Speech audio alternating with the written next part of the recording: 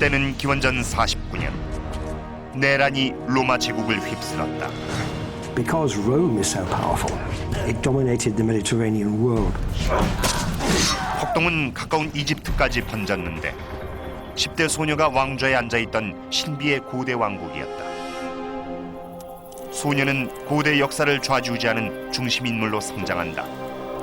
이 여성의 성공 비결은 결코 군사력이 아니었다. 성적 매력만으로도 이를 설명할 수는 없다. 이집트를 상징하는 이 여왕은 남성 본위의 잔혹한 시대를 어떻게 헤쳐나갔을까? 지금부터 우린 이집트 최후의 파라오가 살았던 은밀한 왕국으로 들어간다. 바야흐로 클레오파트라의 미스터리 파일이 공개된다.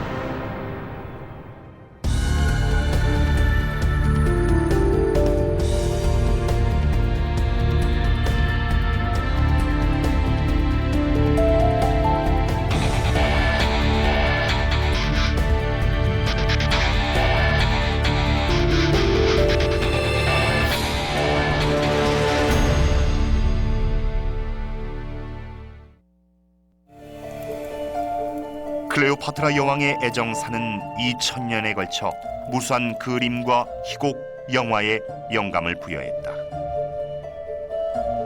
하지만 이제 학자들이 여왕의 실제 모습을 추적하고 어떠한 매력으로 로마 제국 최고의 권력자 율리우스 카이사르와 마르쿠스 안토니우스를 매료시켰는지를 밝힌다. 클레오파트라는 기원전 69년에 태어났다. 오랫동안 권력을 행사한 이집트 파라오 집안의 장녀였다. 프톨레마이오스 1세가 창시한 이 왕조엔 이미 클레오파트라란 이름의 여왕이 6이나 있었다. 저술가 마이트라우는 이 격동의 시대를 연구하고 있다. Ptolemy is Greek and he settled in Egypt after the death of Alexander. 알렉산드로스 대왕은 마케도니아인으로 기원전 332년에 이집트를 정복했다. 그가 죽자 그의 부하 장군이었던 프톨레마이오스가 이집트를 물려받았다.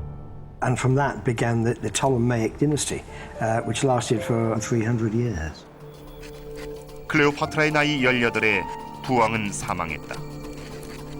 그녀는 왕위를 물려받고 클레오파트라 7세로 즉위해 10살이던 남동생 프톨레마이오스 13세와 나라를 통치했다. 남매 연합 통치는 이집트의 관습이었다. 크리스토퍼 스나이더 박사는 고대 이집트와 로마 왕조의 전문가다. Cleopatra was set up as a consort for her brother Ptolemy, and that is tradition, Egyptian tradition, that it was a way to keep this divine blood within the royal family. 데비 찰리스 박사에게 프톨레마이오스 왕가의 위태로운 운명에 대해 들어본다. There's been infighting within the Ptolemies for the last 50 years, if not going back before that. 끊임없는 배신과 암살이 왕궁을 지배했다.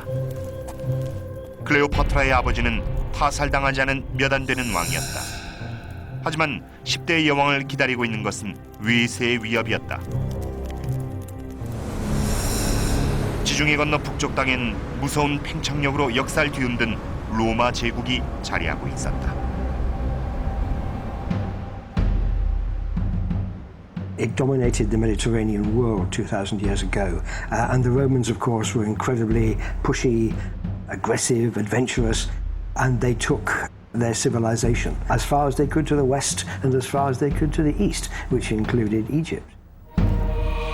로마 제국은 클레오파트라 제위 당시에 대서양 북부에서 지중해 동부까지 뻗어 있었고 그 중심엔 로마가 있었다. 발레리 히긴스 교수는 이 로마에서 고대사를 가르치고 있다. There is a slight gap here, and they haven't completely conquered Egypt.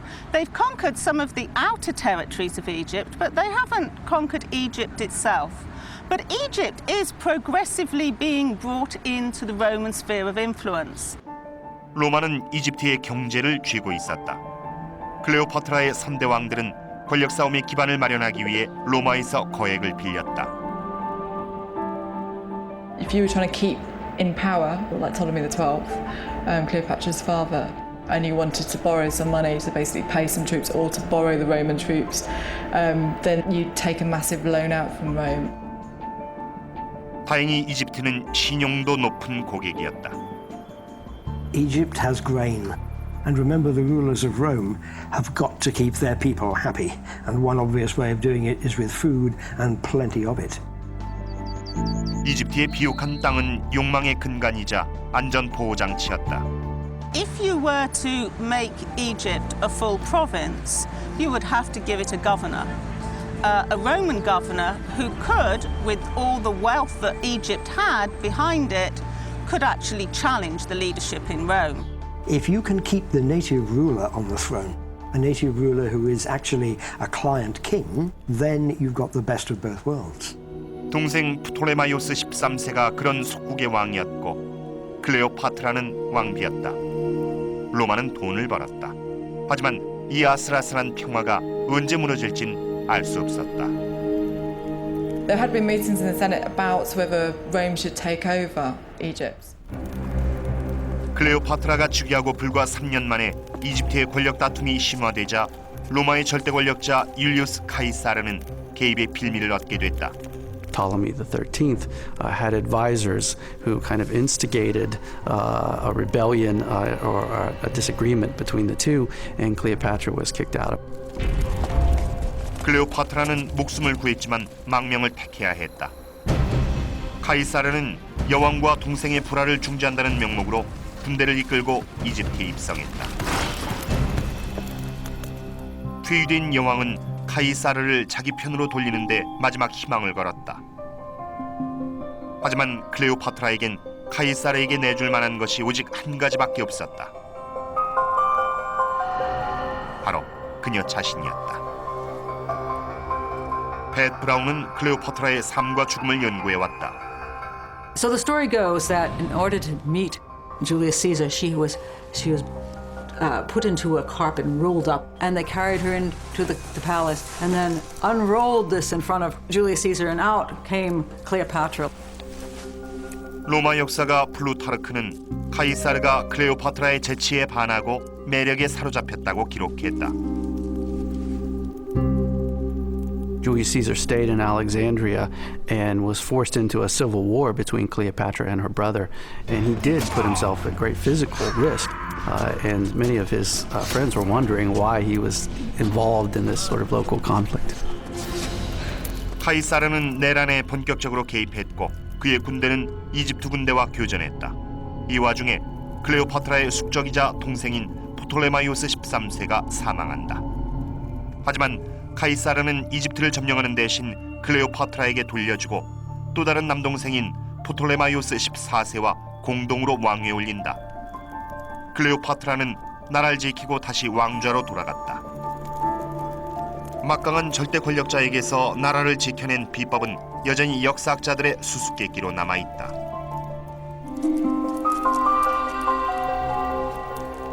그녀가 역사에 둘도 없는 미인이었다고 해도 카이사르처럼 두뇌가 뛰어나고 계산이 빠른 권력자가 단지 성관계를 약속받았다는 사실만으로 계획을 완전히 수정할 수 있었을까?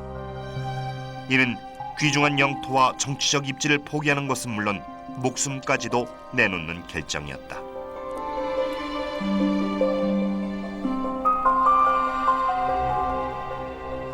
Now, this is fascinating and very difficult to explain.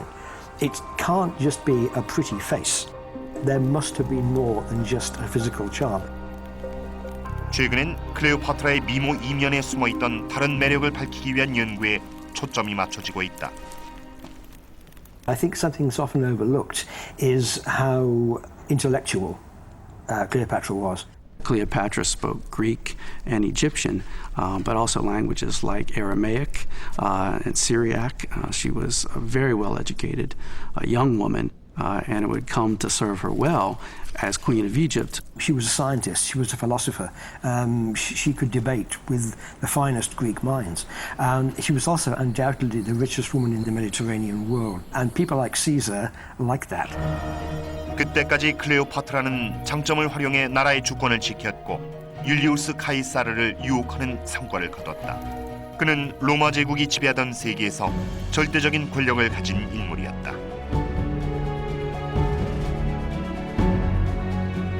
하지만 카이사르는 큰 성공으로 인해 몰락의 길로 내려앉는다. 로마 공화정은 군주제를 강력하게 배척했는데 카이사르의 통치는 왕권 정치와 너무나 닮아 있었다. 로마인들은 폭군을 몰아내기로 결정했다. 기원전 44년 3월 15일 카이사르가 암살당한다.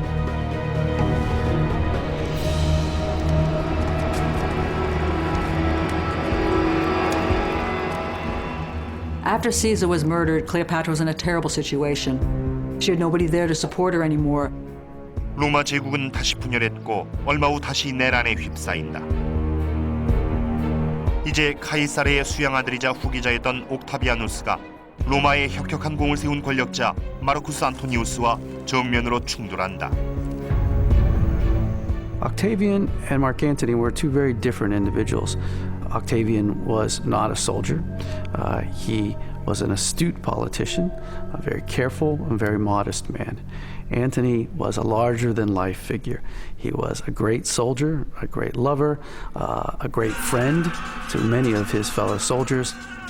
로마의 분열이 재현됐을 때 가장 중요한 전장은 클레오파트라의 이집트였다. 안토니우스는 여왕에게 자신의 편에 서달라고 청원했다. 클레오파트라의 관심사는 여전히 이집트를 지키고 왕권을 수호하는 것이었다. 이번에도 역시 안토니우스가 무력으로 거머쥘 수 없는 조건을 내세워 협상해야 했다. 바로 그녀 자신이었다.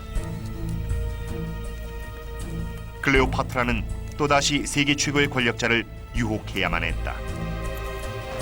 She's definitely putting herself out for Mark Antony to dazzle him as much as anything else. She's got a lot to lose if she doesn't do that. Those sumptuous banquets that Cleopatra held on her barge, where she takes off one of her earrings, one of the largest pearls ever recorded, and dissolves it in a glass of wine, literally conspicuous consumption.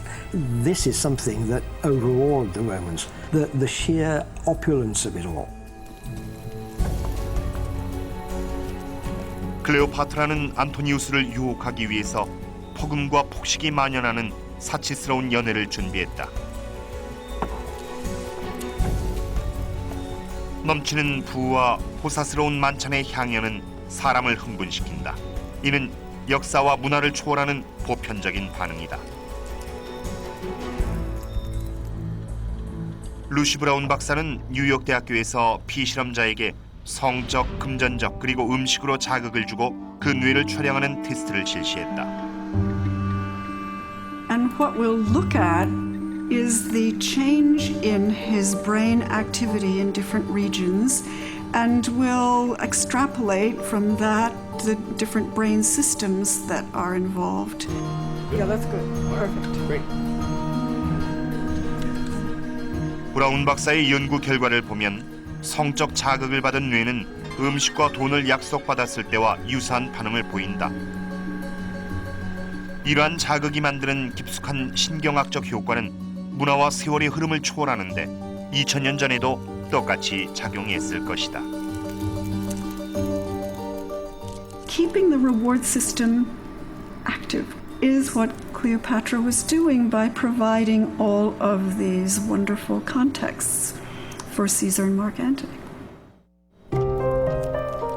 클레오파트라는 쾌락의 무대를 연출하는 방법을 알고 있었다.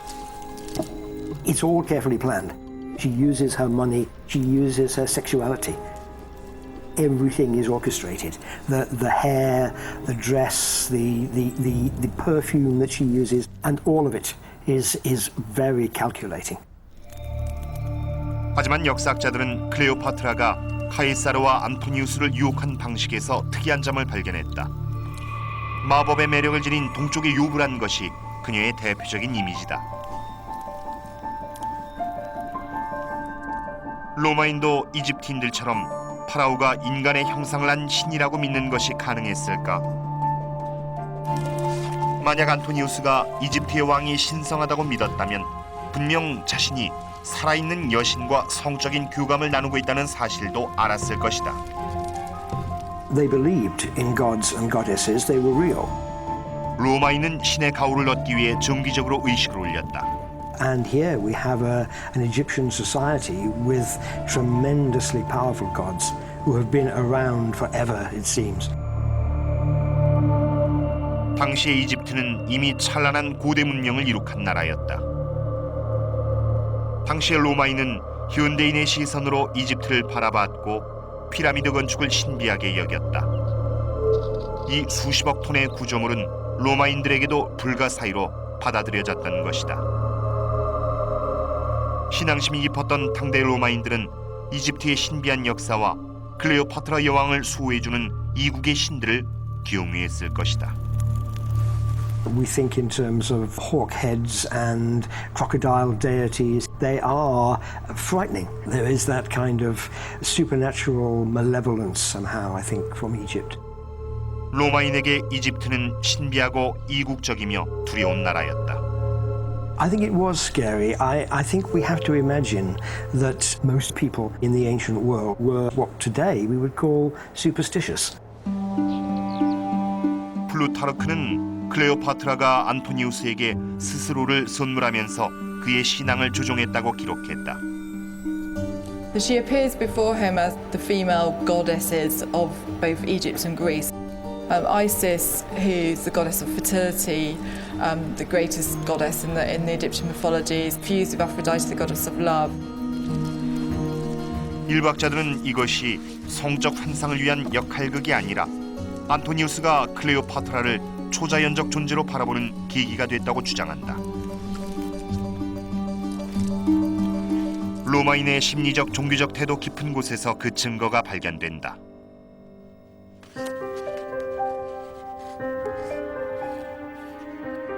로마의 시인으로 클레오파트라가 통치하던 시대에 살았던 호라티우스의 작품엔 2000년 전 로마인의 속마음을 들여다볼 수 있는 단서들이 고스란히 남아있다.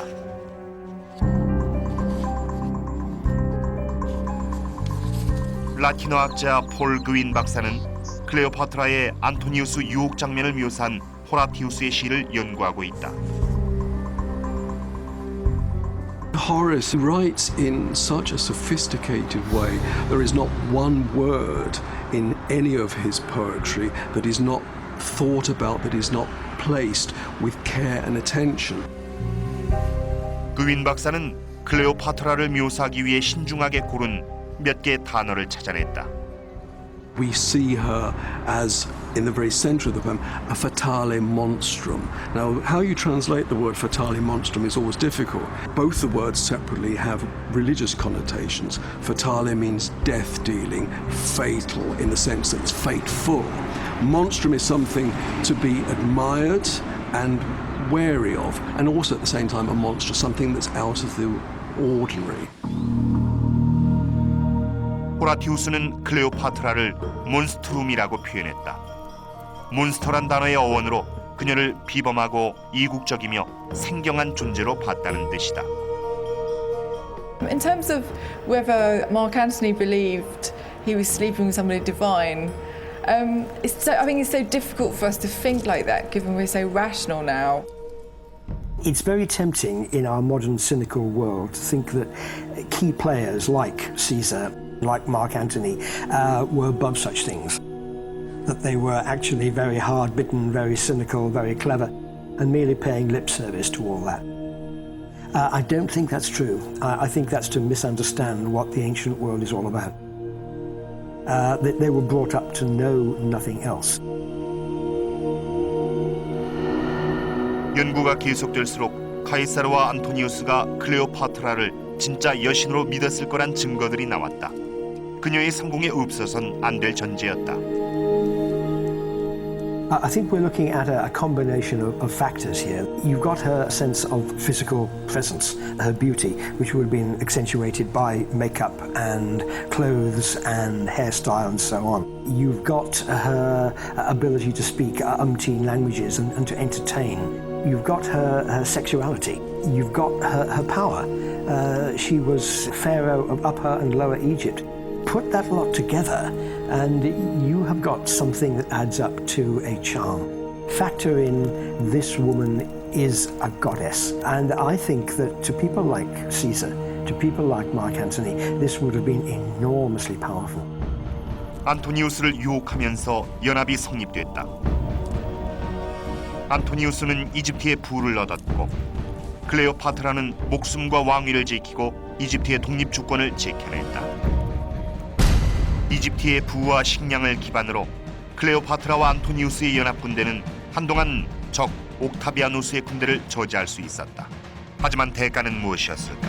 The conservative Octavian would have used Cleopatra's ostentatious lifestyle against Mark Antony.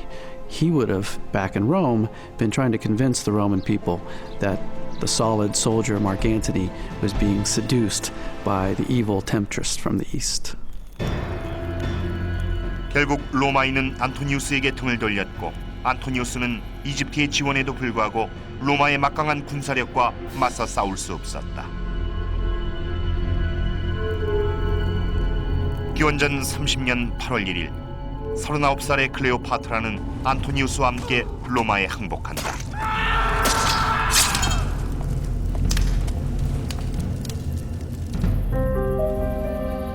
안토니우스와 클레오파트라는 옥타비아누스에 잡혀 로마로 압송되는 대신 자살을 선택한다.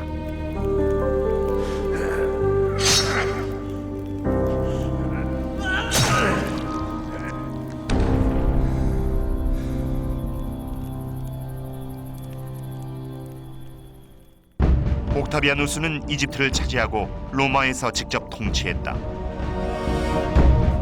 이집트는 결국 로마의 영토로 편입됐고 다시 이집트인이 나라를 통치하기까진 2000년이 걸렸다.